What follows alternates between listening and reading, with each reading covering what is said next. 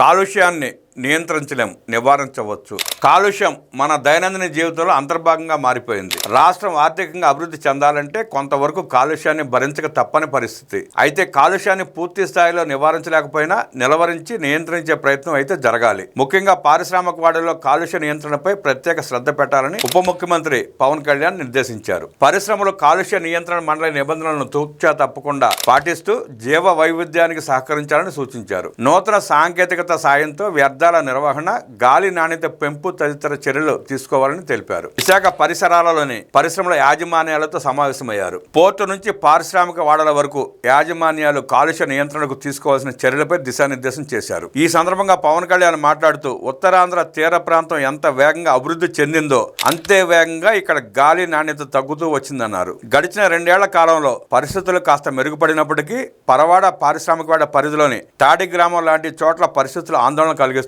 రసాయన పరిశ్రమలు వెదజల్లే కాలుష్యం కారణంగా తాడి గ్రామంలో ఇంటికొకరు చొప్పున క్యాన్సర్ బారిన పడిన దుస్థితి. చిన్నారుల్లో చర్మ వ్యాధులు, మహిళల్లో గర్భస్రావాలు, ఊపిరితిత్తుల వ్యాధులు ఆ ప్రాంతంలో సర్వసాధారణం అయిపోయాయి. అలాగే విశాఖ పోర్టు కాలుష్యం కూడా పరిసర గ్రామాల ప్రజల ఆరోగ్యంపై దాడి చేస్తోంది. పోర్టు పరిసరాలలో బొగ్గు కాలుష్యం కారణంగా ఊపిరితిత్తుల వ్యాధులు, చర్మ సంబంధిత సమస్యలతో బాధపడుతున్నారు. ముఖ్యంగా పోర్ట్ అథారిటీ పరిధిలోని గ్రామాల్లో ఈ సమస్య తీవ్రంగా ఉంటుంది. అక్కడ నివసించే ప్రజలు ఎన్నో సందర్భాల్లో వారి సమస్యలు నా దృష్టికి తీసుకొచ్చారు. ఇలాంటి ఘటనలపై మానవతా దృక్పథంతో స్పందించి బాధిత ప్రజలకు అండగా నిలవాలన్నారు. రాష్ట్రం అభివృద్ధి చెందాలి అంటే పరిశ్రమలు రావాలి. అదే సమయంలో ఒక పరిశ్రమను స్థాపించాలి అంటే ఎన్నో సామాజిక అంశాలను పరిగణలోకి తీసుకోవాలి. పరిశ్రమలు కాలుష్య నియంత్రణ వ్యవహారంలో నిబంధనలు సరిగా పాటించవన్న భావన ప్రజల బలంగా ఉంది. అన్ని రకాల కాలుష్యాలకు ఉత్తరాంధ్రను డంపింగ్ ప్రాంతం చేశారని ఆ ప్రాంత ప్రజలు ఆవేదన వ్యక్తం చేస్తున్నారు. పరిశ్రమలు వచ్చిన ప్రతిసారి ప్రజల్లో నిర్లక్ష్యానికి గురవుతున్నామన్న భావన కూడా పెరిగిపోతోంది. పరిశ్రమల యాజమాన్యాలు సాటి మనుషుల పట్ల కనీస బాధ్యతతో స్పందించాల్సిన అవసరం ఉంది. పారిశ్రామిక వాడలోని ప్రజల జీవన ప్రమాణాలు మెరుగుపరిచేందుకు చేయగలిగినంత చేయాలి.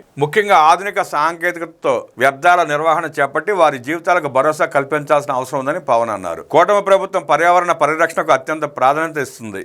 అందులో భాగంగానే 50% green cover, great green wall ప్రాజెక్టులను ముందుకు తీసుకువెళ్తోంది. ప్రతి పరిశ్రమ 33% గ్రీన్ బెల్ట్ నిబంధనలను పాటించాలి. మొక్కుబడిగా తూతూ మంత్రం చర్యలు కాకుండా జీవ వైవిధ్యాన్ని పెంపొందించేలా ఈ కార్యక్రమాన్ని నిర్వహించాలి. ఆంధ్రప్రదేశ్లోని 9 కోస్తా జిల్లాల పరిధిలో 970 కిలోమీటర్ల తీర ప్రాంతం ఉంది. తీరం మొత్తం 5 కిలోమీటర్ల వెడల్పున 3 బఫర్ జోన్లుగా విడగొట్టి మొక్కలతో గోడ నిర్మించేందుకు గ్రేట్ గ్రీన్ వాల్ ప్రాజెక్టును తీసుకొచ్చాం. ఈ బృహత్తర ప్రణాళికలో మీరంతా భాగస్వాములు కావాలని కోరుతున్నా. గ్రేట్ గ్రీన్ వాల్ తీర ప్రాంతానికి రక్షణ కల్పిస్తుంది. పారిశ్రామికవేత్తలు, ఉద్యోగులు కూడా ఈ మహాయజ్ఞంలో తమ వంతు పాత్ర పోషించాలి. అదే సమయంలో పర్యావరణ పరిరక్షణకు మీరు ఇచ్చిన హామీలు నిలబెట్టుకోవాలని పవన్ కోరారు.